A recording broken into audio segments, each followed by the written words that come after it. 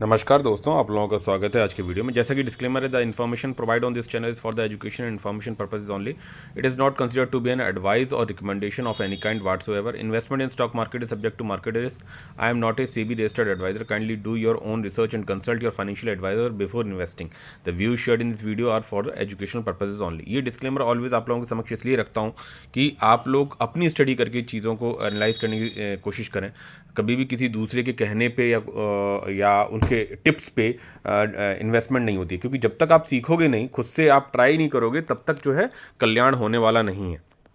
ठीक है, टिप्स पे आप हो सकता है एक दो बार पैसे बना भी लोगे, लेकिन लंबे समय के लिए नहीं टिक पाओगे, चीज़ें फ्रूटफुल नहीं हो पाती हैं। बात करूंगा कि मार्केट में क्या सेंटीमेंट्स हैं, किस तरह की सिचुएशन है, तो थोड़ा सा कुछ डाटा के साथ में आप लोगों के समक्ष लेके चलते हैं कि क्या सिचुएशन है अभी मार्केट की। जो आपने लगभग एक वीक के अंदर जो पॉजिटिविटी थोड़ी सी देखी है, तो उन सब चीज़ों पे मतलब क्या सोचना है मार्केट में। आप अभी दिखाएंगे लोग कि ये हो गया, वो हो गया, ये पॉजिटिविटी, वो पॉजिटिविटी। कल तक निगेटिव बातें थी, आज पॉजिटिव बातें पॉइंट्स निकाल के लेके आएंगे कि इस वजह से मार्केट भाग रहा है, इस वजह से मार्केट गिर रहा है। तो इन सब चीज़ों पे बहुत ज़्यादा मेहनत करने की ज़रूरत नहीं है।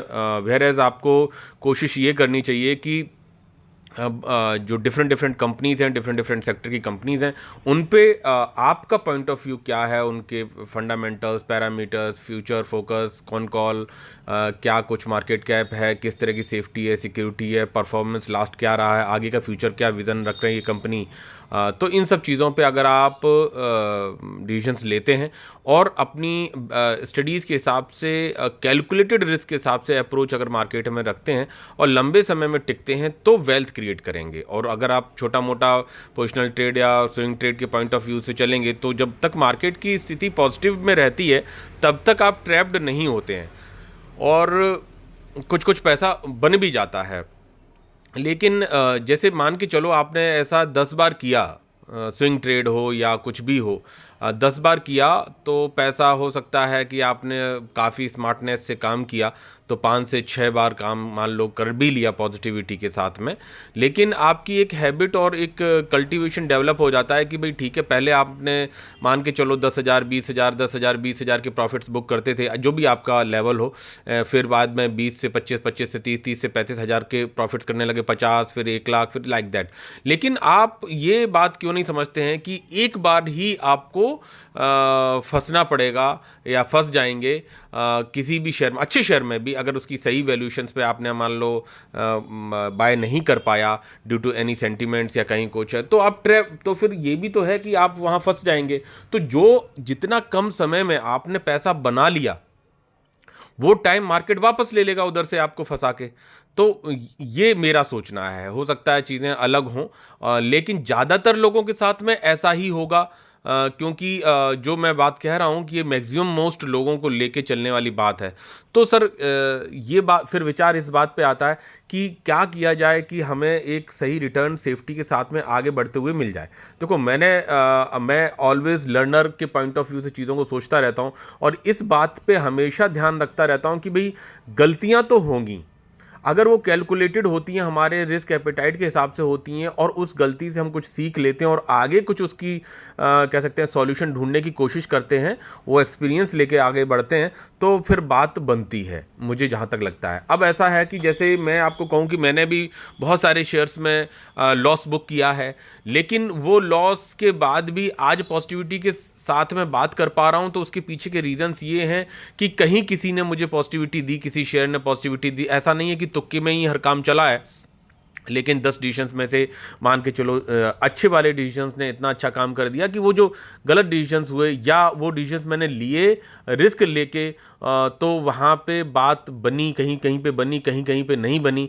तो मैं वो लॉस उठाने के बाद भी आज एक अच्छे रिटर्न के पॉइंट ऑफ व्यू से मार्केट में सर्वाइव कर रहा हूँ। That will give me a positivity. अगर अपना हार्ड अर्न्ड मनी में ही मैंने वो कैपिटल रिस्क लेके लगाई हो या चीज़ें करी हो, तो फिर जो है मेरा सर्वाइव करना मार्केट से मुश्किल हो जाता है।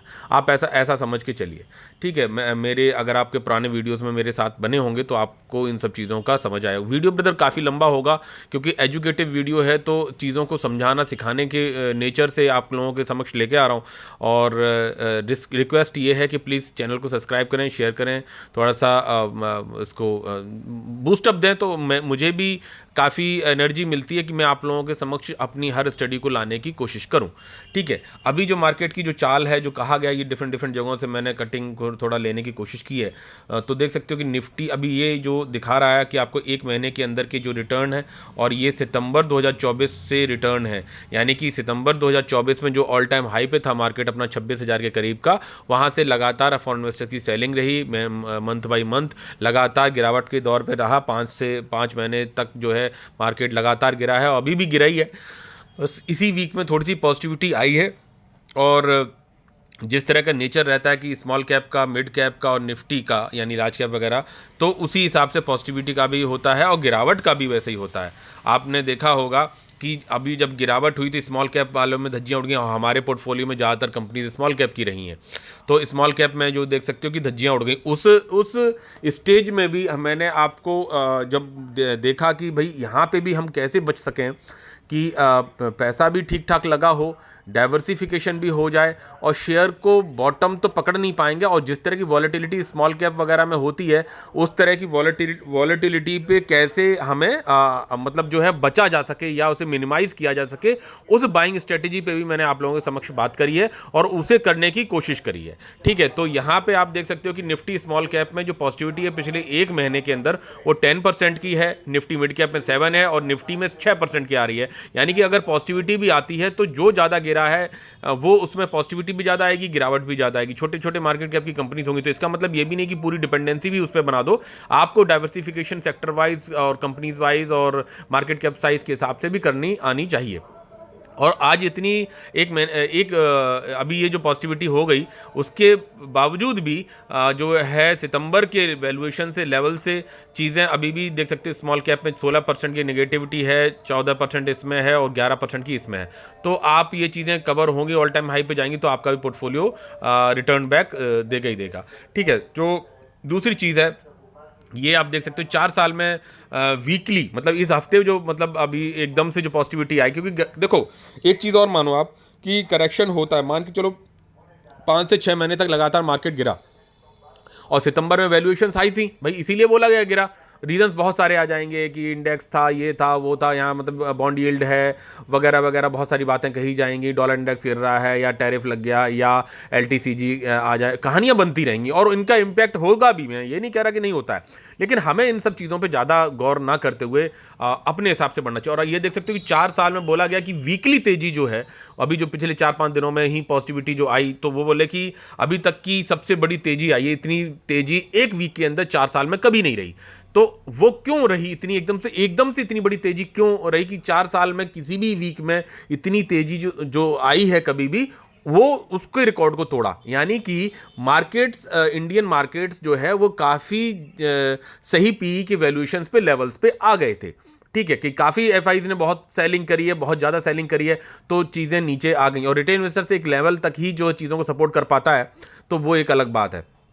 तो यहाँ पे इन्होंने बोला जो पॉजिटिविटी स्मॉल कैप में आई है कि एक वीक के अंदर जो 8.64% की पॉजिटिविटी आई, मिड कैप में ये आई, निफ्टी बैंक में इतनी आई, निफ्टी में इतनी आई, ये आप जो है चार्ट आप इतना देख सकते हो। तो इससे आपको एक सिनेरियो तो मिल ही जा रहा होगा कि मार्केट में जो पॉजिटिविटी होती है वो परमानेंट होती है, और गिरावट होती है वो एक लिमिटेशन के साथ में होती है, बशर्ते आप कैसे चीज़ों को अप्रोच करते हो। मार्केट में यार देखो, ये एक तरह से मिरर है, जैसा आप मार्केट को देखोगे, जैसा उसके साथ रिएक्ट करोगे, जैसी कंपनीज के साथ में बिहेवियर रखोगे, वो अकॉर्डिंगली आपको बाउंस बैक देगा। न्यूटन का नियम है कि जैसा दिया, जितना फोर्स दिया, उसी हिसाब से आपको वापस चीज़ें मिलने वाली हैं, ठीक है।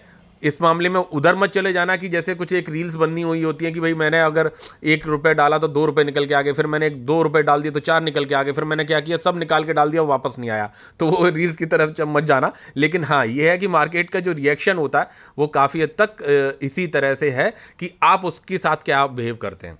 यहाँ पे देख सकते हो अमेरिका का अभी बोला गया कि अब जो वीकली पॉजिटिविटी आई है उसमें बहुत सारे रीजंस बोले गए हैं कि क्या क्या रीजंस हो सकते हैं पॉजिटिविटी के, जो एफआईज ने अभी पिछले उसमें बाउंस बैक में बाय किया, ड्यू टू दैट पॉजिटिविटी आई।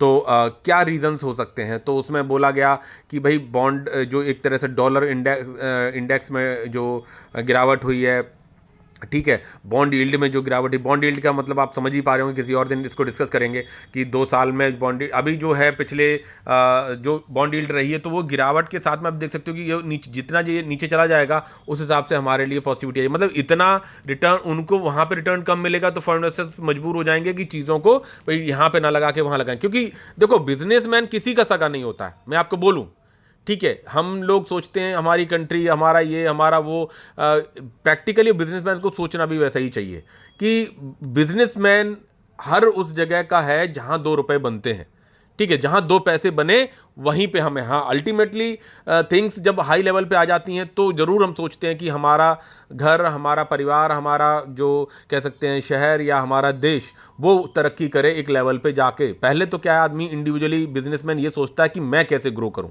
ठीक है। और उसी के चलते अभी आपने देखा होगा कि जो टैरिफ लगा, बहुत सारे चीज़ें हैं, मतलब डिस्कस करने के लिए समय एक वीडियो में इतना नहीं रहता कि जैसे अभी कहा गया कि एल्युमिनियम और स्टील पे जिस तरह का टैरिफ लगाया है अमेरिका ने, कि तो उसमें हुआ क्या कि भाई चाइना के ऊपर भी स्पेशली टैरिफ लगाया और इन प्रोडक्ट्स पे लगाया, तो चाइना ने भी जो लगाया, तो एल्युमिनियम स्टील के ये जो कच्चा माल होता है एक तरह से, ये डंप नहीं कर पाएगा अब अमेरिका में या और भी जगहों पे। तो होगा क्या कि भाई इंडिया में भी कंजप्शन, तो इंडिया में जो कंपनीज हैं स्पेशली इस सेक्टर से रिलेटेड, तो उनके मार्जिन्स ना गिर जाएं। तो होगा क्या कि भाई अगर किसी कंट्री ने टैरिफ लगा दिया, मान लो अमेरिका ने टैरिफ लगा दिया, तो चाइना है या और भी जो प्रोडक्शन वाली कंट्रीज हैं, तो वो उनका जो बना हुआ माल है या जो उनकी चीज़ें तैयार हैं, तो उनको होल्ड रखे रहने से तो घाटा ही होना है। तो प्रैक्टिकली एक सस्ते दाम पे निकालो, क्लियरेंस कर दो, जो कहते हैं ना माल निकालो, तो वो क्या होगा, सस्ते दरों में चीज़ों को डंप करने की कोशिश करेंगे। तो वहाँ पे क्या है कि जो आपके खुद के कह सकते हैं जो छोटे छोटे पनप रहे हैं, कह सकते हैं फैक्ट्रीज हैं या कंपनीज हैं जो इन्हीं सेक्टर्स में काम कर रही हैं, तो उनको बहुत ही कंपटीशन मिलने वाला है। क्यों? क्योंकि जो उन माल को खरीद के प्रोडक्ट्स को बना रहे हैं, चाहे वो पाइप सेक्टर की बात हो या चाहे जो भी हो, तो उनको अगर चाइना से ड्यू टू एनी रीजंस अगर वो सस्ते में मिल जा रहा है, तो वो इंडिया में क्यों उस स्टील को या उस आयरन को या उन एल्युमिनियम्स को चीज़ों को खरीदेंगे।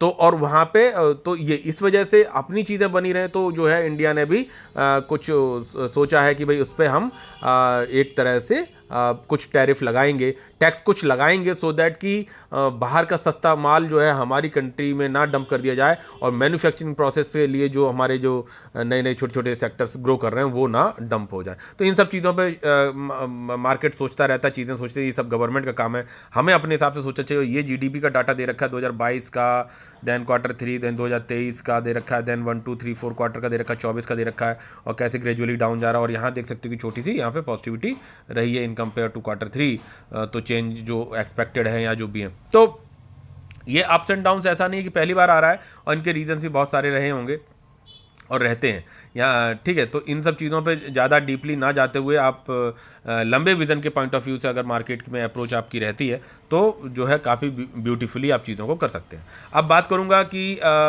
ये यहाँ पे थोड़ा ये जो प्रॉफिट्स की बात है, ये मैं आपको दिखाई देता हूँ कि भाई ठीक है, अभी 5,05,000 रुपये दिखा रहा है, और यहाँ पे प्रॉफिट्स बुक करके जो है 6,44,000 रुपये दिखा रहा है। तो लगभग आप ये कह सकते हो कि अगर डिविडेंड वगैरह मिला लें तो करीबन 1170, करीबन 40 50 60 70 80 लगभग 11,80,000 के आसपास के प्रॉफिट्स आपको मतलब पोर्टफोलियो पे दिख रहे हैं। दूसरी चीज़ जो मैं आप लोगों के समक्ष लेके आना चाह रहा था कि अब देखो, मैंने भी ऐसा नहीं है कि बहुत सारी गलतियां की हैं, समझा है, सीखा है, छोटे मोटे कहीं पे लॉसेस बुक किए हैं, कहीं पे प्रॉफिट बुक किए हैं। जब तक तो लगातार लर्निंग्स जो बनी रहेंगी ना, तभी आप चीज़ें कर पाएंगे। आप देख रहे होंगे कि ये किस तरह के मैंने डिसीजंस लिए, बहुत सारे गलत डिसीजंस, बहुत सारे सही डिसीजंस, कहीं पे लॉस बुक, कहीं पे कुछ। तो आपको उसी तरह से आगे चीज़ों को सोच के चलना चाहिए, ठीक है। मार्केट में तभी आपकी ब्यूटीफुली चीज़ें हो पाती हैं, ठीक है। अब मैं बात कर रहा हूँ कि जो कह सकते हैं कि ये जो कुछ कंपनीज़ हैं पोर्टफोलियो वाइज उनके चार्ट्स के ऊपर बात करने की पॉइंट ऑफ व्यू से लेके आना चाह रहा था कि भाई क्या क्या कुछ है, किस तरह से मैं अपने पोर्टफोलियो को ब्यूटीफाई करने की ऑलवेज़ कोशिश करता रहता हूँ। तो वो आप लोगों को कोई रिकमेंडेशन नहीं है, एक जनरल मैं बात बता रहा हूँ, तो उस पॉइंट ऑफ व्यू से मैं बात कर रहा हूँ। ठीक है, तो यहाँ ये पोर्टफोलियो की बात करूँगा तो यहाँ देख सकते हो कि अब जैसे एसएमई लॉट वाली कंपनी, इस पे तो बाइंग स्ट्रेटेजी काम करती ही नहीं है, तो इसीलिए भाई इसमें तो जाना नहीं है। और मैंने आपको बोला भी है, कुछ कुछ नियम बताए हैं अपने कि भाई 10 लाख के प्रॉफिट्स हो जाए तभी एसएमई का सोचो, जब ऐसा हो जाए तो ऐसा सोचो, बहुत सारी चीज़ें मैंने कहीं, अगर मेरे पुराने वीडियोज़ को फॉलो किया होगा आपने तो। अब जैसे कि मेरे पास कुछ कंपनीज है, डेफिनेटली उनमें कुछ रेड में होंगी, कुछ ग्रीन में होंगी। ये देख सकते हो कि काफ़ी कुछ ग्रीन में भी हैं, तो ये सपोर्ट कर रही हैं मुझे मेरे रिस्क एपेटाइट को बढ़ाने के लिए, और जो रेड में है वो मुझे डिस्करेज कर रही हैं कि भाई आपको चीज़ें। अब हमें बात करनी है, क्योंकि बॉटम्स तो आप नहीं पकड़ सकते हो, हम मुझे इवन पोर्टफोलियो वाइज आपको समझ के चलना चाहिए कि जो कंपनीज रेड में, जैसे ये तो चलो एसएमई लॉट की, इसको तो छोड़ दो, ठीक है, तो हम ना इसमें एवरेज कर सकते हैं ना कुछ कर सकते, तो एसएमई लॉट वाले सेक्शन की मैं बात नहीं कर रहा। बाकी जो कंपनीज हैं मेरे पोर्टफोलियो में, जैसे ये डायनेमिक केबल है, आरबीएनएल है, वॉरी रिन्यूएबल है, रिकमेंडेशन किसी चीज़ का नहीं, मैं जनरली आपको बता रहा हूँ, तो यहाँ पे वॉरी रिन्यूएबल है, देन यहाँ पे आप देख सकते हो फोकस है, तो ये लॉट एसएमई लॉट की कंपनी, तो इसे छोड़ दो। देन यहाँ पे देख सकते हो सेनको है, देन यहाँ जोडियक है, देन साइन डीएलएम है। ये सभी कंपनीज आपको हल्के हल्के रेड में दिख रही हैं, ठीक है, कोई कितने परसेंट है, कोई 20,000 21,000 की लॉसेस में है, कोई 21%, 20%, 43%, 40%, अलग अलग जो है जिस हिसाब से भी है, कहीं ज़्यादा लगा कहीं थोड़ा कम लगा।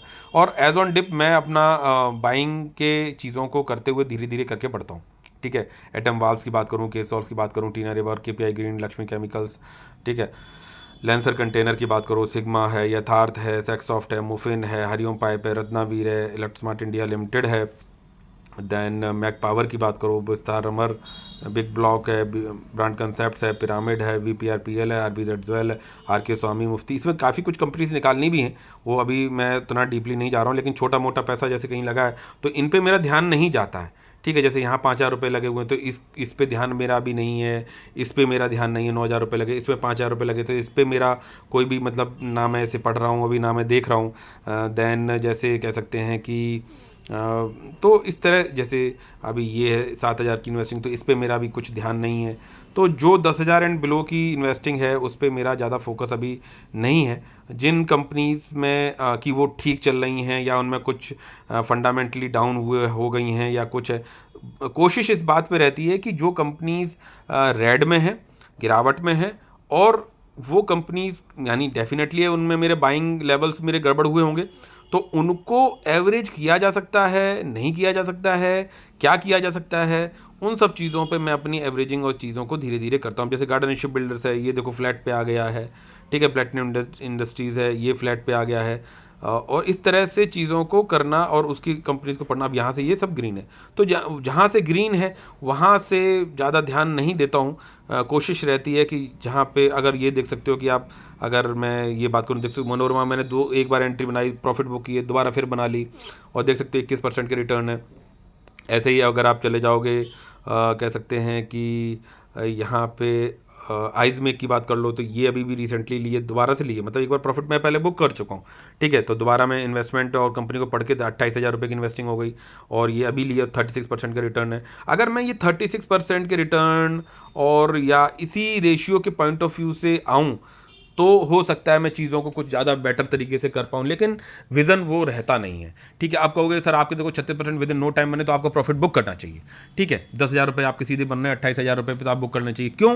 क्योंकि अब जैसे इसकी बाइंग की ही डेट्स को अगर मैं देख लूँ, कंपनी बढ़िया है, ठीक है, ऐसा नहीं है कि इसमें मैंने पहले प्रॉफिट बुक नहीं किए, ठीक है। तो देख सकते हो कि अभी ये 54 डेज हुए हैं जो मैंने ऐसे एक ही दिन में बाइंग की, तो क्यों मैंने एक ही दिन में इतना बाय कर लिया, देख सकते हो 54 डेज तक 54 डेज दिखा रहा है, और उसके बाद में फिर नीचे मैंने 675 और 670 के आसपास मैंने बाय किया, क्यों, कंपनी मेरी पहले की पड़ी हुई थी, ठीक है, 676 और उन सब पे बाय किया, और देख सकते हो 640 पे भी गई उसके बाद, और मैंने उस पर भी एक ही शेयर लिया, मतलब फिर पता नहीं ना करेक्शन किस लेवल पे जाएगा, क्या कुछ होगा, और देख सकते हो कि ये पैसा बना रही है। अब 36% के रिटर्न इसमें विद इन नो टाइम, लगभग कह सकते हो 2 महीने नहीं हुए बने हुए हैं। तो मैं प्रॉफिट भाई ठीक है, अगर 28,000 रुपये लगा के और 10,000 रुपये 11,000 रुपये लगभग 40% पैसा बना रहा हूँ तो क्या बुराई है। लेकिन वहीं मनोरमा में भी इसी तरह की कंडीशन है, उसमें भी पहले एक बार प्रॉफिट बुक कर चुका हूँ, दोबारा से कह सकते हैं मतलब पोजीशन बना ली है।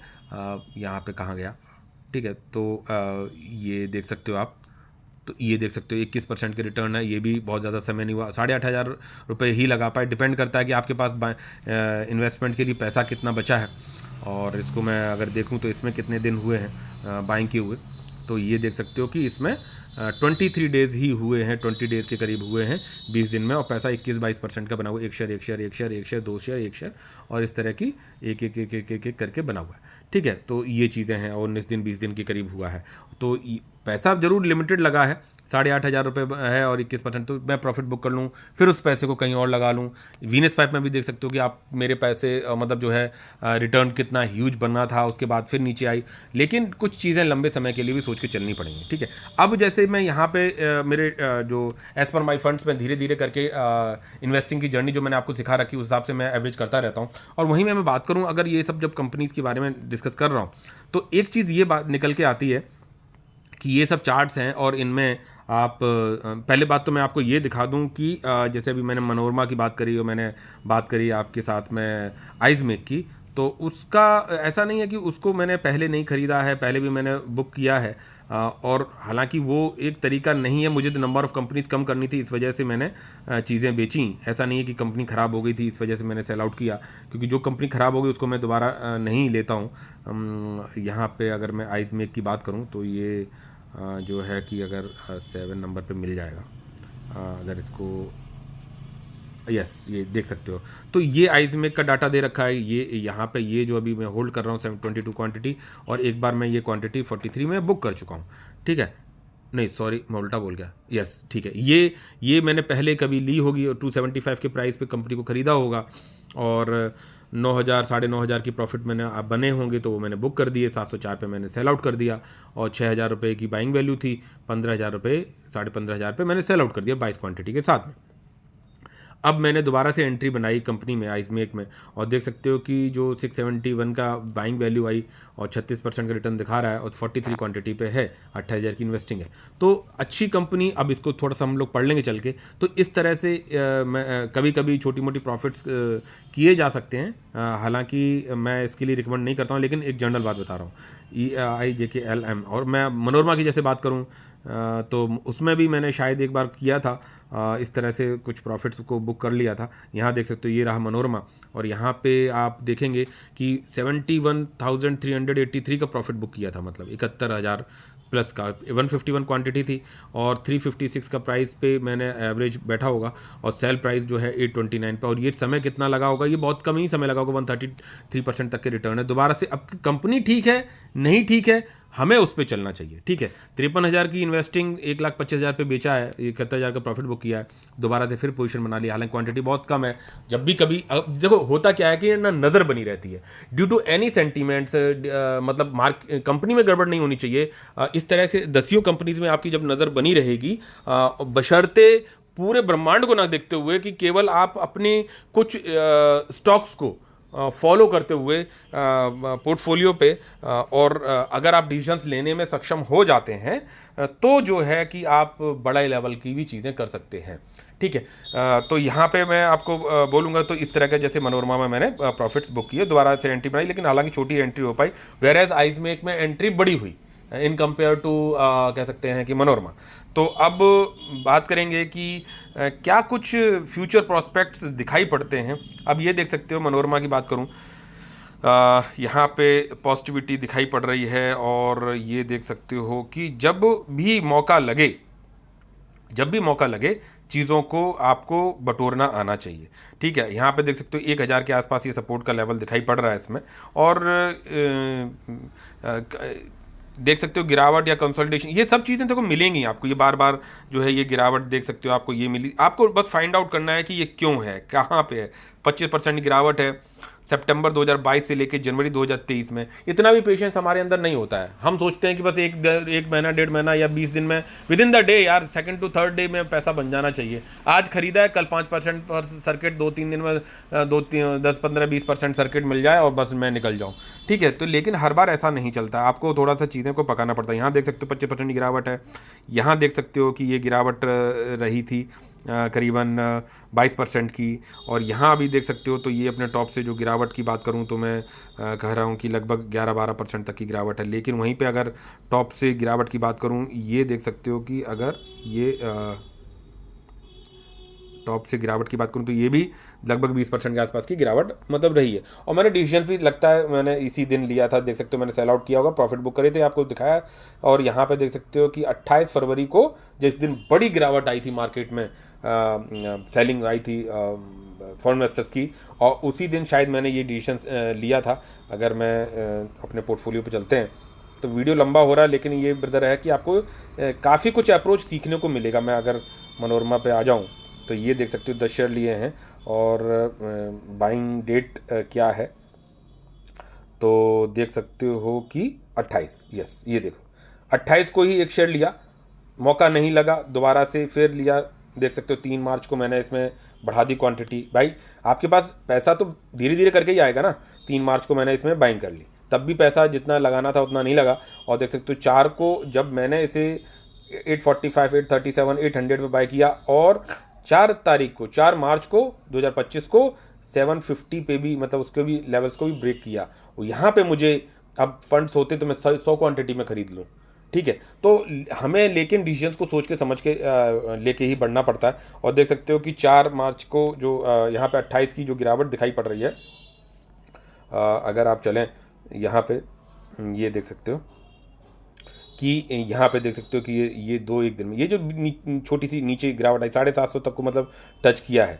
वेरे सपोर्ट मैं बोल रहा हूँ 1000 के आसपास का है, ठीक है। तो ऊपर गया फिर नीचे गया, ऊपर जाएगा ठीक है, पैसा बनाएगा। लेकिन इस तरह की जो लंबी गिरावट है उसके रीजंस अगर आपको नहीं दिखाई पड़ रहे हैं कुछ, तो फिर कंपनी में इन्वेस्टमेंट का सोचना चाहिए। और देख सकते हो कि इतनी गिरावट के बाद, और जो ये यहाँ पे ये गिरावट रही है, मौका तो पहले भी मिलता है, हर शेयर मिलता है। अगर कोई कंपनी ऐसी यहाँ पे है तो इनमें ही आपको समझ के चलना चाहिए। देख सकते हो इतनी सब गिरावट होने के बाद भी जिस बंदे ने पेशेंटली होल्ड किया है इन लेवल्स पे, उसको अभी भी 400% तक के रिटर्न मिले हुए हैं। और वो ये भी नहीं है कि बहुत ज़्यादा समय वेट करना पड़ा। देखो 2022 से लेकर 2025 में ही पैसा 4 गुना हुआ है। 1 लाख रुपए भी लगा होता तो 4 लाख रुपए होते। तो वो पेशेंस भी आपको चाहिए। मैं कहता हूँ कि ठीक है मैंने यहाँ पे बाय किया, सपोज ये जो स्टेज है, मैं इस स्टेज को भी यही स्टेज मान के चलूँ, और मैं ये कहूँ कि ठीक है यार, अगर गिरावट होगी तो आई विल एवरेज 1111, फिर ऊपर चला गया, अच्छा यार पैसे बन गए, फिर मैं यहाँ पे 111 करूँ। कब तक? जब तक कि कंपनी की स्टोरी इंटैक्ट रहती है, चीज़ें सही हैं। फिर देख सकते हो बहुत बड़ी रैली आ गई, बोले यार अभी तो मैंने 500 पे ये शेयर खरीदा था, अब मैं जो है 1000 पे तो मैं बाय करने का मेरा मन नहीं हो रहा है, ठीक है। तो लेकिन ऐसा नहीं है। वहीं डायनेमिक केबल्स में भी देख सकते हो मैंने एक बार प्रॉफिट बुक किया और दोबारा से उसमें आया और शेयर वो 1000 तक गया। एफआईसी की एंट्री थी इस वजह से, डीआईएस की एंट्री थी इस वजह से, अब वो करेक्ट होकर 50% नीचे आया, तो अब वो बाइंग स्ट्रेटेजी भी फॉलो करनी पड़ेगी। और पैसा देख सकते हो कि उसमें लगभग 2.5 लाख के आसपास का लगा हुआ है। ऐसा ही स्काई गोल्ड में भी है इन्वेस्टमेंट। तो कहीं पे तो मैंने कहीं प्रॉफिट बुक कर लिया, लेकिन उस कंपनी को भूलते नहीं। अगर उस कंपनी में कोई दिक्कत नहीं है तो चीज़ों को करते हैं। और वहीं पे बाइंग की जो स्ट्रेटेजी है वो आप देख सकते हो कि मैं वॉरी रिन्यूएबल्स में जिस तरह की जो गिरावट रही टॉप टू जाके बॉटम में, तो अगर जब भी अगर एग्रेसिव हो जाओगे, अच्छी कंपनी वो भी है, लेकिन एग्रेसिव हो जाओगे तो बॉटम फाइंड आउट नहीं कर पाओगे। वो शेयर 750 तक भी टच किया और मैं करीबन एवरेज प्राइस मेरा 1100 के आसपास का है। और जो वो एक रैली आई थी, उस रैली से पहले के भी कुछ शेयर्स अवेलेबल हैं, और उस रैली बनने के बाद में नीचे गिरावट भी हुई, तब वहाँ पर भी मैं धीरे धीरे धीरे करके एवरेज करना स्टार्ट किया हूँ। और आज भी मौका लगता है तो एवरेज करता हूँ। और इन्वेस्टिंग 1 लाख की हो गई, और इसमें भी समय कोई बहुत ज़्यादा नहीं लगा। तो आपको कंपनी को पहचानना आना चाहिए, समझना आना चाहिए कि किस तरह से हमें मार्केट में अप्रोच करना चाहिए। वहीं पर देख सकते हो कि अगर लंबे समय की बात करो, आइसमेक की बात कर लो, तो आइसमेक का अब रिटर्न देख सकते हो कि यहाँ पे 1200% का रिटर्न बना हुआ है। तो कंसिस्टेंसी के साथ में जो होल्ड भी किया ना, तो उसका भी पैसा बनता है। ये जो गिरावट मिलती है, कंसोलिडेशन मिलता है, ये जैसे यहाँ है, बशर्ते आपकी नज़र बनी रहनी चाहिए कंपनी पे, ठीक है। तो इस तरह से हम लंबे समय के लिए अगर हम टिके रहेंगे तो पैसा कंपाउंडिंग से भी बनता है। और पोर्टफोलियो पे ऐसा नहीं है कि मैं तो स्विंग ट्रेडर हूँ हूँ तो मैं कंपाउंडिंग नहीं देखूंगा, मैं ये हूँ तो मैं ये नहीं करूँगा, मैं वो हूँ तो मैं वो नहीं करूँगा, ऐसा नहीं है। आपको मार्केट के हिसाब से चलना चाहिए। ये देख सकते हो वीनस पाइप अब एक लेवल पे सपोर्ट लेवल बनाने की कोशिश कर रहा है इन लेवल्स पे। तो ये जो कि देख सकते हो कि इसके आसपास है, ये देख सकते हो इसके आसपास है, ठीक है। अगर मैं कहूँ कि कंपनी ने ऊपर नीचे सब दिखा दिया और यहाँ पे वापस यहाँ पे आ रही है, और देख सकते हो कि जो पहले के आए हुए हैं उनका 300% का रिटर्न अभी भी है। मेरा बड़ा पैसा लगा है, अब ये मान के चलो कंसोलिडेशन देती है इन फेजेस पे या कुछ करके, बशर्ते कंपनी फ्रॉड ना करे, या इन लेवल्स पे जो कि मुझे दिखाई पड़ रहा है कि लगभग इन लेवल्स के आसपास है, 1300 के आसपास का जो है इसका लेवल दिखाई पड़ता है कि ये जो लेवल्स है ये इनको सपोर्ट देने की पूरी कोशिश रहेगी, 1200 1300 1300 1200, ठीक है। तो अपन उसमें अभी, हालांकि मेरा तो पैसा इसमें ज़्यादा लगा हुआ है, 2700 करोड़ की एक छोटी मार्केट कैप की कंपनी है। 10 साल होल्ड करो, अगर मान के चलो कुछ टैरिफ वैरिफ की वजह से सिचुएशंस होती हैं तो हमें उस हिसाब से भी डिसीजन लेना चाहिए। यथार्थ हॉस्पिटल रिसेंटली लिस्टेड कंपनी है और ये देख सकते हो कि ये भी अभी थोड़ा सा फिर उठ गया, और जिन प्राइजेस पे ये लिस्टिंग हुई वो, अब ये कंपनी के फंडामेंटल्स पर अगर पढ़ा जाए तो जिस तरह से ये हॉस्पिटल सेक्टर में चीज़ों को बढ़ा रही है, कैपेक्स कर रही है और फ्रॉड नहीं कर रही ना, बस तो पैसा बनेगा ब्रदर। और वहीं पे देख सकते हो इन्होंने कहा कि भाई इस साल तो इन्होंने 2 हॉस्पिटल अपने ऐड ऑन किए अपने चेन में, और कहा है कि एटलीस्ट 1 हॉस्पिटल हम हर साल ऐड करेंगे अपनी हॉस्पिटल चेन में। तो चीज़ें डेफिनेटली थिंग्स विल ग्रो, तो और वी हैव टू होल्ड, पकने देना चाहिए चीज़ों को और धीरे धीरे करके बढ़ते रहना चाहिए, ठीक है। यहाँ पे बात करो डायनेमिक केबल्स की बात करो, तो अगर कोई कंपनी अगर ठीक है तो चार्ट ही आपको देखो सिखा देगा, बता देगा कि भाई, और ये फेजेस भी आपको देखने आने चाहिए भाई, ठीक है। कि लेकिन बार बार एनालाइज करते रहो कि कंपनी में कहीं कोई इंटरनल दिक्कत तो नहीं है। देख सकते हो कि 60% तक की गिरावट भी रही है कंपनी में, अगर हम समझें तो ये भी हमें 63% तक की भी गिरावट दिखाई पड़ रही है, और होल्ड करने के बाद जो है बंदों को जो है लगभग 800-900% तक के रिटर्न भी दिखाई पड़ रहे हैं, ठीक है। 2018 में कंपनी आई है और उसके बाद से अभी 2025 तक में भी अगर कोई बंदा रुका हुआ हो, मान के चलो अभी जिस लेवल्स पे हम लोगों ने जैसे इन्वेस्टिंग कर रखी है 18 से 25, 5 6 7 साल भी होल्ड किया, 7 साल में करीबन 900% जब टॉप से गिरावट है उसके बाद बना के दे रहा है आपका शेयर, और आपका 1 लाख रुपये लगाओ तो देख सकते हो कि आपको लगभग 9 लाख रुपये बने हुए हैं, ठीक है। वहीं पे अगर मैं हाईएस्ट की बात करूं कि भाई ये टॉप पे जब ये गई कंपनी 1000 रुपये के आसपास पे, तो रिटर्न का लेवल अलग होगा, ठीक है। तो इन सब चीज़ों को भी आपको समझ के चलना चाहिए। और देख सकते हो कि मैं कह रहा हूँ आपने आते ही ले ली हो कंपनी, और देख सकते हो 1500-1600% तक के रिटर्न बने हुए थे, ठीक है। 1 लाख रुपए के 15 लाख रुपए तक मतलब बने हुए हैं। तो आप इन चीज़ों को लेके चलो, और एवरेजिंग उसी हिसाब से आपको अपनी उसके साथ वॉर रिन्यूएबल की बात कर लो, ठीक है। इसमें भी तो आपको अपने फोकस एरिया से हटना नहीं है, चलते रहना है, समझते रहना है। अब ये देख सकते हो कि सपोर्ट लेवल पे ये काम करने की कोशिश कर रहा है। डिपेंड करता है कि आप कितना कंपनी पे कंसिस्टेंट हैं, चीज़ों को पढ़ते हैं, जानते हैं। अब जैसे ये इन लेवल्स पे सपोर्ट देने के चांसेस लग रहे हैं। हाँ, रिजल्ट थोड़े बहुत ऊपर नीचे देख सकते हो, 30,000 तक का % तक का रिटर्न है। होल्ड नहीं करना चाहता है आदमी, क्योंकि आप देखो कुछ स्विंग ट्रेड, पोजिशनल ट्रेड कर लोगे, लेकिन पैसा लंबे समय में ही बनेगा और वेल्थ से बनेगा, ठीक है, कंपाउंडिंग से बनेगा, और कोई दूसरा तरीका नहीं है। ये देख सकते हो 356% के रिटर्न इसमें आज भी हैं फोकस लाइटिंग में। तो ठीक है, और चीज़ों को धीरे धीरे धीरे करके एनालाइज करके आगे बढ़ना है। RVNL की बात कर लो, ये मिड कैप टाइप की गवर्नमेंट ओरिएंटेड कंपनी है, सेफ्टी वाले भी हम लोगों को रखने हैं। तो ये देख सकते हो ये भी कंपनी चली है, 1700% तक के रिटर्न दिखाई पड़ रहे हैं, टॉप से अभी गिरावट है। तो ये गिरना उठना चलता रहेगा। अब जब गिर गई तब कुछ लोगों ने, मान के चलो कुछ लोगों ने यहाँ बाय किया होगा और उनके पैसे यहाँ तक बन गए थे, आज गिर गई तो अब वो मलाल मना रहे होंगे, या उनको कुछ लोग कह रहे होंगे यार देखा मैंने बोला था, प्रॉफिट बुक कर लेना चाहिए, प्रॉफिट बुक करते रहना चाहिए। भाई आज आप इस चार्ट को देख रहे हो, मैं कह रहा हूं, हालांकि इसमें देखो कंपनी की कमियों को भी आपको ध्यान में देना चाहिए कि भैया कंपनी क्यों परफॉर्म नहीं कर पा रही। कंपनी के पास ऑर्डर बुक है ही है, लेकिन जो क्लियरेंस मिलता है बहुत सारी जगहों से, वो सब चीज़ें बहुत स्लो पेस में हैं, नहीं मिल पाता है, नहीं प्रोजेक्ट टाइम पे कंप्लीट हो पा रहे हैं। लेकिन कंपनी फ्यूचर ओरिएंटेड है। कुछ चीज़ें ऐसे भी रखनी होती हैं कि भाई ठीक है ये पड़े हुए हैं, आपने गोल्ड खरीद लिया, पड़ा हुआ है, उसको आपको पता है अप्रिशिएशन होना ही होना है। आपको पता है कि आज 1 लाख रुपए का गोल्ड, 90,000 का गोल्ड है, वो 50,000 पे नहीं मिलेगा जाके मुझे कभी भी, अब इस जीवन में नहीं मिल सकता। तो आप कंपनी जो अगर फंडामेंटल सही हैं, चीज़ें सही हैं, उनको समय तो लग सकता है लेकिन वो ग्रो करेंगी। आप वो विज़न समझ में आना चाहिए, वो कंपनी को पढ़ने के बाद ही आ पाता है, ठीक है। तो इसकी बात करी, देन ये मैं बात करूँ साइन DLM, जैसे अभी ये रिसेंटली लिस्टेड कंपनी है और ये अभी निगेटिव में ही है, ठीक है। तो मैंने इसमें अभी इन्वेस्टमेंट करा, मैंने कहा ना लिस्टिंग के बाद भी अगर इसकी बात करूँ लिस्टिंग कब आई है, 2023 में आई है, जुलाई 2023 में। और मैंने डायनेमिक केबल्स में आपको दिखाया था कि 2018 से लेकर वहाँ तक वो 60% तक गिरावट हुई। आप पढ़ो, समझो, देखो फिजन क्या है, थोड़ा सा पढ़ो और उसी कैलकुलेटेड लेवल पे पैसा लगाओ। अब साइंट डीएलएम में मैं क्यों अभी एवरेज नहीं कर रहा हूँ, क्योंकि उसकी स्टडी मेरे को अभी उतना कन्विंस नहीं कर रही, जितना लगा है उस हिसाब से मैं आई एम सेफ। बोला ठीक है यार, इतना तक के लिए ठीक है। कभी डीप स्टडी होगी तो then definitely we will take the decisions accordingly. तो ये सब चीज़ें भी होती हैं। एटम वाल्व्स की बात करो तो ये कंपनी भी अभी जैसे रेड में है, लेकिन देख सकते हो 332% तक की रिटर्न है।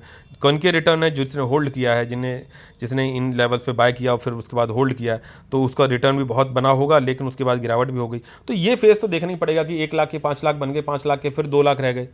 ये आपको मैंने स्काई गोल्ड में भी चीज़ों को दिखाया, लेकिन आप कहाँ पे सेटिस्फाई हो रहे हो वो भी आपको समझना चाहिए। अभी निफ्टी 50 के चार्ट में बहुत सारे लोग इस बात पे मेहनत पूरे किए पड़े हैं कि चार्ट में एंगल बनाए पड़े हुए हैं कि गिरना चालू हो गया या अभी बाउंस बैक है या फेक बाउंस बैक है या क्या है। अरे क्यों इतनी मेहनत करना यार। अब आप ये देखो, मैं अगर इसको थोड़ा सा ऐसे कर दूँ तो ये देख सकते हो कि ये फेस तो पहले भी देखा था आपने, ठीक है, ये देख सकते हो, तो कंसोलिडेशन का फेज देख सकते हो, ठीक है। तो आप यहाँ पे चालू हुए चीज़ें हुए, आप अगर आपके पुराने समय से हो आप, तो आप समझ पाओगे चीज़ों को धीरे धीरे करके। ऑल टाइम हाई को तो शेयर मतलब निफ्टी तोड़ेगा ही तोड़ेगा, आज नहीं तोड़ेगा 1 साल बाद तोड़ेगा।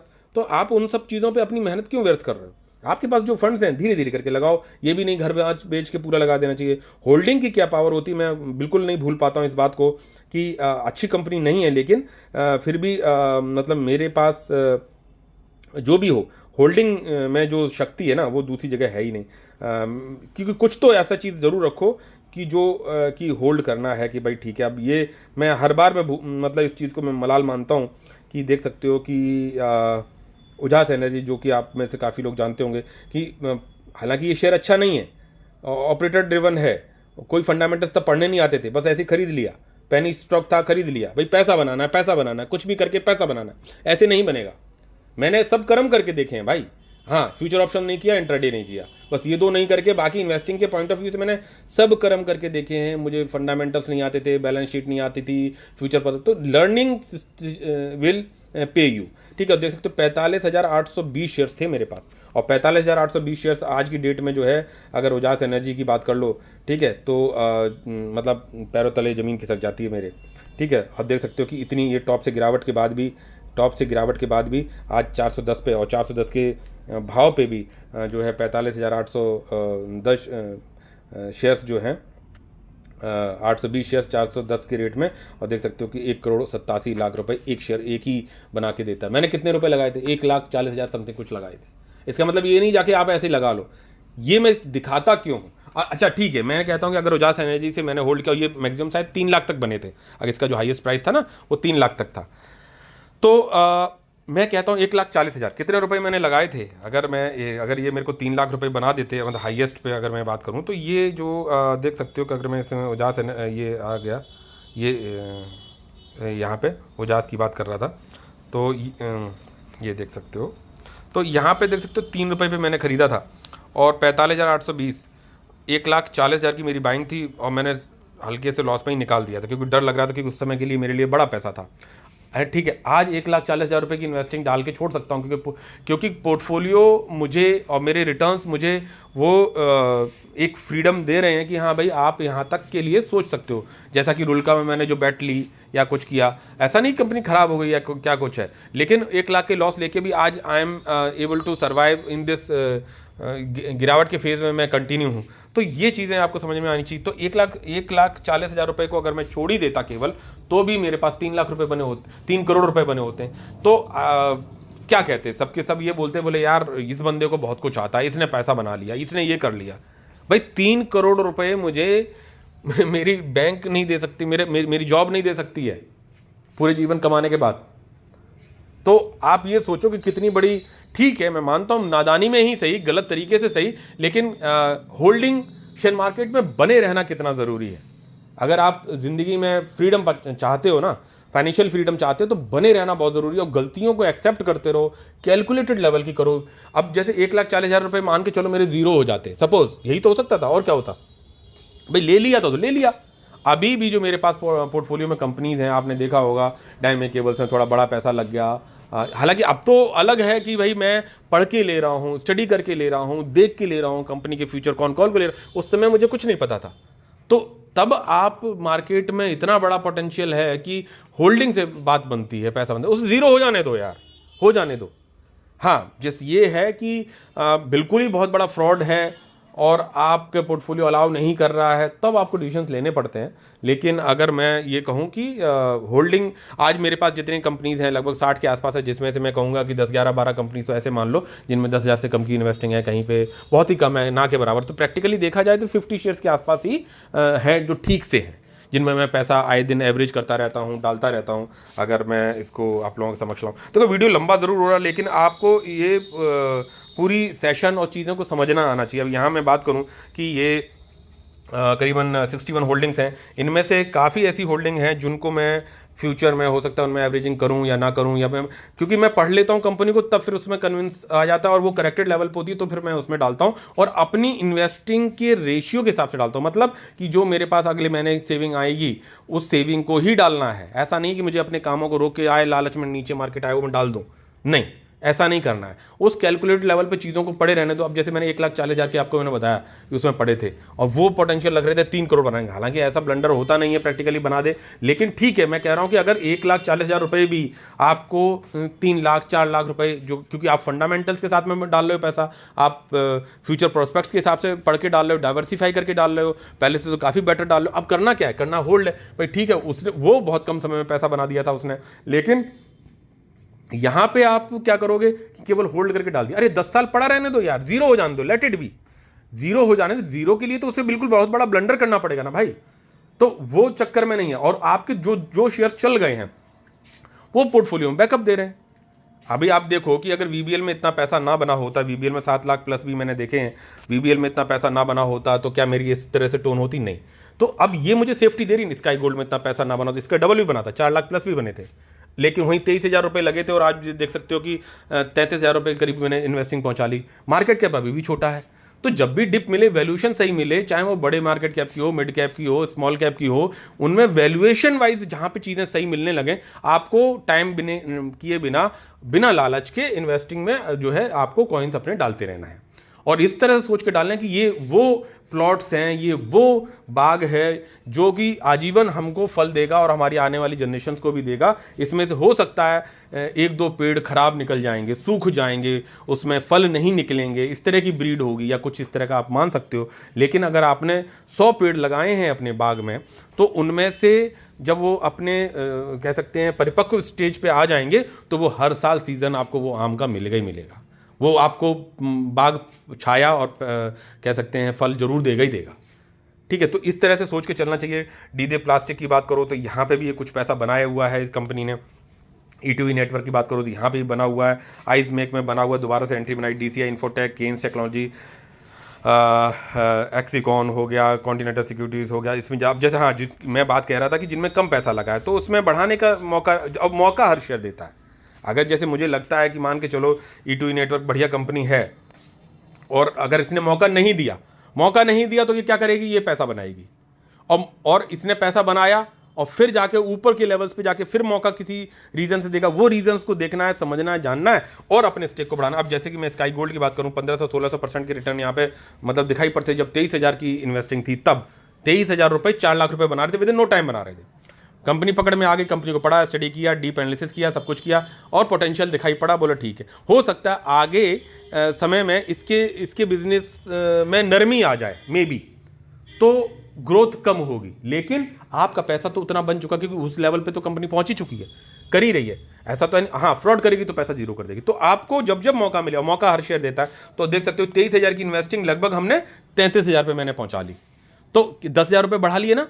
कब? इसके हाई से जब ये करेक्टेड हुई, क्यों करेक्शन होता ही होता है। और आप ये, अगर मैं इसको आपको दिखाऊं तो ऐसे अप्रोच आपको करना है। जैसे अब मैं इसको व्यू ब्रेकडाउन में आपको थोड़ा दिखा दूं।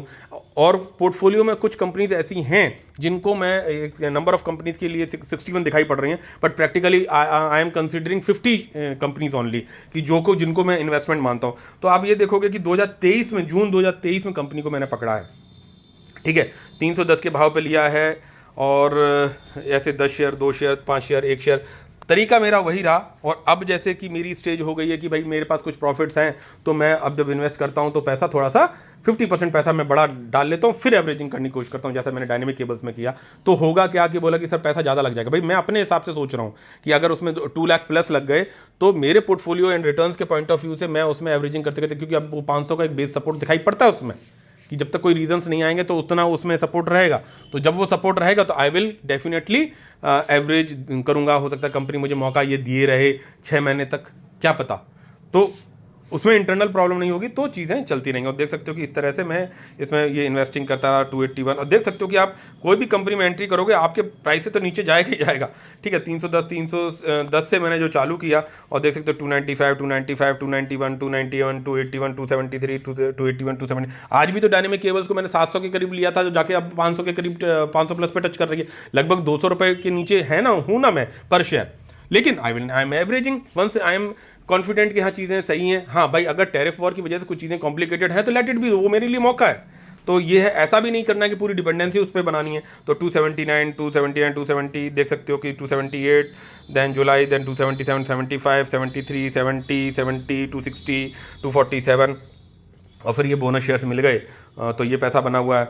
और फिर उसके बाद में मैंने कहा चलो कंपनी मतलब हाईएस्ट चली गई, 1600, 1500, 1600% रिटर्न दिखाने लगी, 23,000 के ऊपर से 4 लाख बनाने लगे।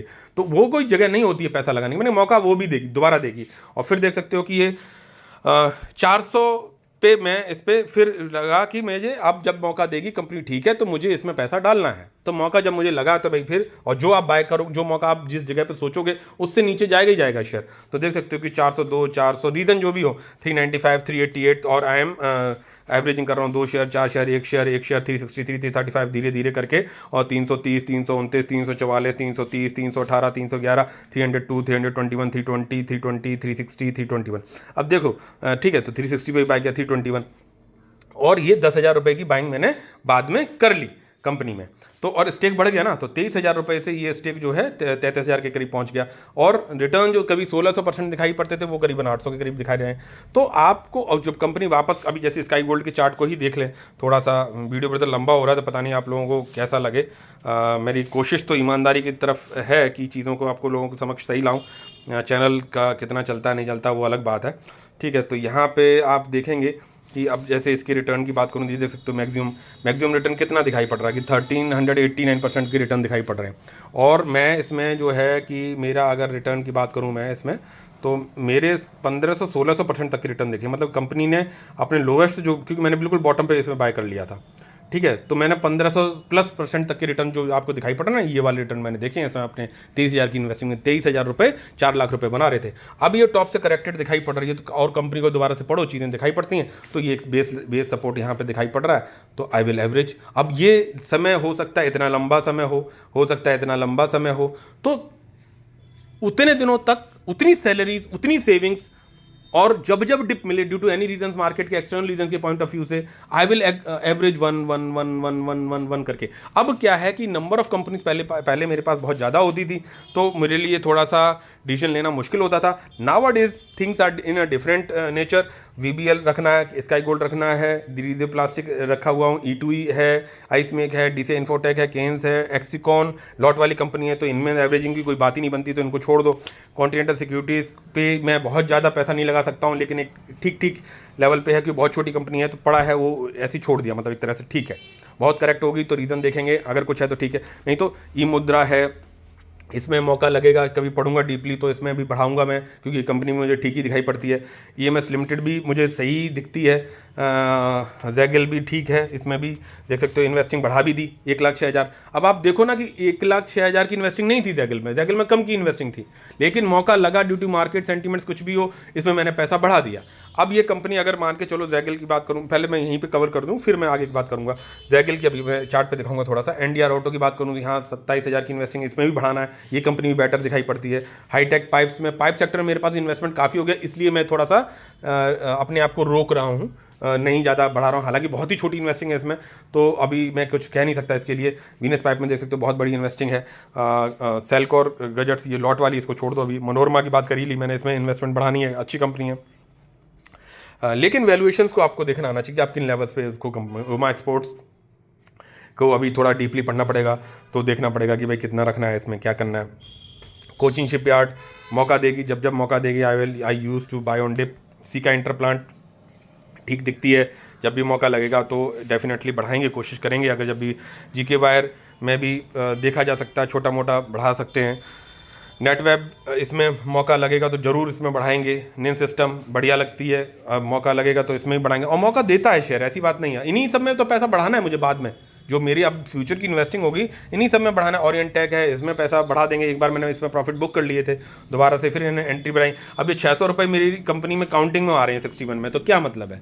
हाँ, मौका लगेगा, मेरे पास फंड्स होंगे तो डेफिनेटली कोई दूसरी मौका नहीं दे रही होगी तो इसमें बढ़ जाएगा। तो ये सब चीज़ें रहती हैं। प्लेटिनम इंडस्ट्रीज़ की बात करूँ तो यहाँ पे भी थोड़ा स्टडी करूँगा उसके बाद, क्योंकि अभी इसको थोड़ा सा कम ही स्टडी कर पाया हूँ। तो गार्डन शिप बिल्डर्स में जैसे लगा हुआ है। MVJGL की बात करूँ तो ये अभी कंपनी में नहीं गिनता हूँ ज़्यादा अपने पोर्टफोलियो पे, 5,000 रुपये की इन्वेस्टिंग ना। तो ये ऐसी KPL में पैसा बढ़ाना है मुझे, इसमें कभी भी मुझे बड़ा पैसा तक पहुँचाना है अगर मौका भी दिया शेयर और मेरे पास फंड्स भी हुए। ठीक है, धर्माज में ठीक लगा है, देखते हैं क्या कुछ रहता है, थोड़ा सा इसका देखना पड़ेगा। मुफ्ती की बात करूं, ये सब छोटे, इनको ज़्यादा स्टडी नहीं किया है। RK स्वामी में ओके टाइप का है, जितना होना चाहिए उतना है। RBZ ज्वेल में भी पॉज कर रखा है। VPRPL में थोड़ा सा सोच सकते हैं, फ्यूचर में देखना पड़ेगा कि किस तरह से परफॉर्मेंस देती है कंपनी। पिरामिड टेक्नोप्लास्ट में भी पॉज है। बी कंसेप्ट्स भी ओके टाइप है। बिग ब्लॉक में ज़रूर थोड़ा सा बढ़ाना है। विस्तारा मर को पॉज है। मैक पावर की बात करूं तो ये कंपनी में मुझे पैसा बढ़ाना है। ठीक है, एक बार मैंने प्रॉफिट बुक कर लिया, दोबारा से बात है। लॉक स्मार्ट इंडिया लिमिटेड में अभी थोड़ा सा रुकूंगा मैं, इसमें अभी थोड़ा सा पॉज है, ऑब्जर्वेशन में है ये कंपनी। रत्नावीर की बात करूं तो भी इसमें भी मतलब मिड है, ठीक है, 20,000 से ज़्यादा भी नहीं बढ़ना है इसमें। हरिओम पाइप की बात करूँ तो इसमें मौका देखते हैं क्या कुछ है, इसमें भी थोड़ा डिसीजन, क्योंकि पाइप सेक्टर से मेरे पास काफ़ी कुछ हो गया। मुफिन की बात करूं तो इसमें देखना पड़ेगा, हो सकता है कि कभी प्रॉफिट्स में निकल जाऊं। ठीक है, सेक्सॉफ्ट में भी कंटिन्यू हूं, अभी देखता हूं आगे इन फ्यूचर तो कुछ डिसीजंस लेंगे। कुछ कंपनीज और भी जो इस तरह की जो हल्की फुल्की कंपनीज पड़ी हुई हैं उनको मैं नहीं भी मानता हूं पोर्टफोलियो में, और उनको जो है मौका लगेगा तो मतलब उनको वो भी कर सकते हैं। तो KPI ग्रीन है, टीना रबर है, तो कुछ केसॉल्स देखो बढ़िया है कंपनी मेरे पास। एटम वाल्व्स की बात करूँ, ये इसमें इन्वेस्टमेंट है। साइन DLM है, ज़ोडियक है, सैनको है, लॉट वाली कंपनीज छोड़ दो। तो इस तरह से है, पोर्टफोलियो को ब्यूटीफाई करने की कोशिश करी है मैंने, और आगे आने वाले समय में और धीरे धीरे करके करेंगे। और बाकी जो कंपनी चल रही है जिनमें पैसा ठीक लगा हुआ है, तो वो जब रिटर्न बनाने लगेंगी तो फिर भाई आपका पैसा तगड़ा बनने लगता है। और यहाँ पे देख सकते हो, जैसे मैं जैगल की बात करूँ, ये कंपनी नज़र में बहुत दिनों से थी, और ऐसा नहीं है कि अब इसमें इन्वेस्टमेंट की जर्नी आप अगर देखना चाहोगे कि यहाँ पे ये कंपनी 2024 फरवरी 2024 में इन्वेस्टमेंट चालू किया, 404 दिन हो गए हैं, और यहाँ देख सकते हो कि आप बाय करोगे उससे नीचे जाएगी। ठीक है, 236 और 2 शेयर 5-6 शेयर लेके और छोड़ दिया। देख सकते हो फिर मार्च में बाय किया 2024 में। मार्च में बाय करने के बाद मार्च 2024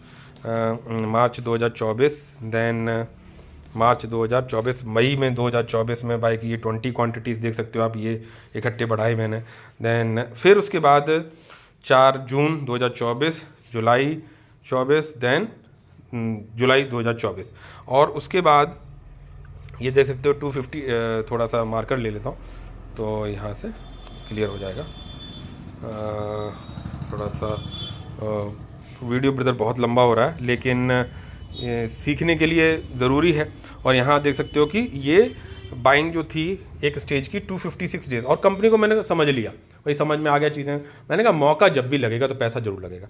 और देखो यहाँ पे मौका लगा तो 2 क्वांटिटी एक क्वांटिटी करके मैंने 2025 में इन्वेस्टिंग बढ़ाई, जब भी मार्केट अभी करेक्शन के फेज़ में था। 2 शेयर 1 शेयर 2 शेयर, और यहाँ देख सकते हो फरवरी में 1 शेयर, फिर 17 फरवरी 1 शेयर, फिर 17 फरवरी 1 शेयर, देन 10 मार्च को 10 शेयर, 10 मार्च को 25 शेयर, फिर 10 मार्च को 23 शेयर, फिर 10 मार्च को 1 शेयर, 10 मार्च 1 शेयर, फिर 10 मार्च को 33 शेयर, फिर 10 शेयर करके मार्च में जो है 10 मार्च को ही मैंने इसमें 5 करके 10 मार्च को ही एक बड़ी इन्वेस्टिंग कर डाली।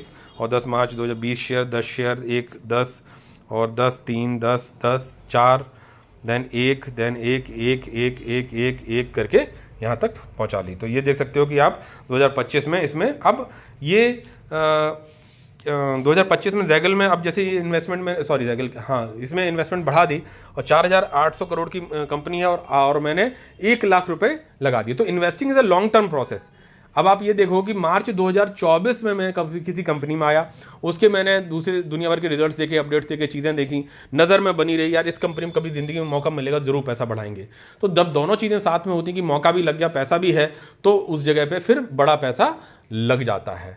ऐसा करना पड़ता है फ्यूचर के पॉइंट ऑफ व्यू से, और चीज़ों को फिर वही जब चीज़ें स्ट्रीमलाइन में आ जाती हैं तो आपको पैसा बनाने लगते हैं। देख सकते हो कि प्रॉफिट एंड ऑल सब चीज़ें धीरे धीरे करके बढ़िया से ग्रो हो रही हैं और कंपनी करीबन 5,000 करोड़ के आसपास की है और चीज़ें बढ़िया करती चली जा रही है। तो अब लंबे समय में, अब मान लो जैगल की बात करो तो ये मैं ऑलमोस्ट इसमें देख सकते हो फ्लैट हूँ, करीबन 5-5.5% का रिटर्न टोटल दिख रहा है। लेकिन जो मेरा सक्सेस है इस बात पे कि मेरे 1 लाख रुपए लग गए, 1 लाख रुपए एक 4,800 करोड़ की कंपनी में लग गए, जिसपे मैं बहुत बुलिश हूँ, चीज़ें सही हैं और वो एक सही प्राइजेस पे मतलब दिखाई पड़ती है।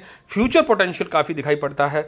और अगर मान के चलो 10 साल रोकते हैं और कंपनी कहीं फ्रॉड नहीं करती, चीज़ें सही करती चली जाती है, तो आप सोचो कि पोटेंशियल कितना होता है मार्केट में पैसा बनाने के लिए। और देख सकते हो कि जो पहले लोग आए हुए हैं, मैं अभी फ्लैट में हूँ, उनके भी अभी गिरावट के बाद भी, ये जो गिरावट है, गिरावट के बाद भी जो है कि 130% तक के रिटर्न बने हुए हैं। अब आप ये देखो कि कंपनी अच्छी होगी तो वो अपने ऑल टाइम हाई को ज़रूर तोड़ती है। हो सकता है उसमें 6 महीने लग जाए, 8 महीने लग जाए, 1 साल लग जाए, 1.5 साल लग जाए, 2 साल लग जाए, लेकिन इतना समय लगता भी नहीं है। डिपेंड करता है कि कंपनी क्या आउटपुट कर रही है, क्या फ्यूचर का सोच रही है। तो जब ये देख सकते हो कि 600 पे जाके फिर वहाँ से गिरावट है ड्यू टू मार्केट सेंटीमेंट्स या कुछ और, तो फिर आपने पैसा, मैंने 1 लाख रुपए लगा लिया। अब ये कंपनी आने वाले समय में, अब ये 129% तक का रिटर्न दिखाई पड़ रहा है। कितने दिनों में दिखाई पड़ रहा है? अगर आप इस चीज़ को देखें कि 2023 से और सितंबर 2023 से सितंबर, अभी सितंबर नहीं आया 2025, यानी 2 साल नहीं हुए, और 2 साल में कंपनी, अच्छी कंपनी 200% के रिटर्न कहीं जाते नहीं है।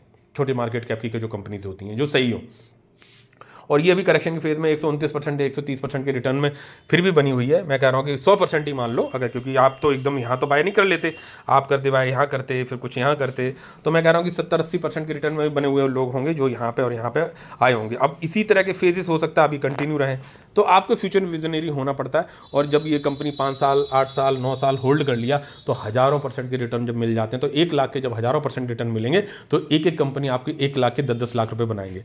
तो आप ये सोचिए कि अगर पोर्टफोलियो साइज आपका मान लो इन्वेस्टमेंट 30 लाख का है, उस 30 लाख रुपए में मैं ये कहता हूं कि 20 से 25 लाख 20 लाख रुपए भी आपके इसी तरह के कुछ ठीक जगहों पे लग गए, और उनमें 20 लाख रुपए पे भी अगर आपका 1000% का रिटर्न बन रहा है, तो सोच सकते हैं कि आपका रिटर्न किन लेवल्स का। मैं कह रहा हूं कि मेरे जो पोर्टफोलियो की बात करूं, मैं अगर अपनी ही बात करूं कि मैं अगर 10 साल होल्ड करता हूं तो और आपको जैसा पता है कि 41 प्लस है अभी मेरा पोर्टफोलियो, मैं कह रहा हूँ कि इसमें ये मैं मान के चलता हूँ कि 41 में से 50% पैसा ऐसा जगह पे लगा हुआ है।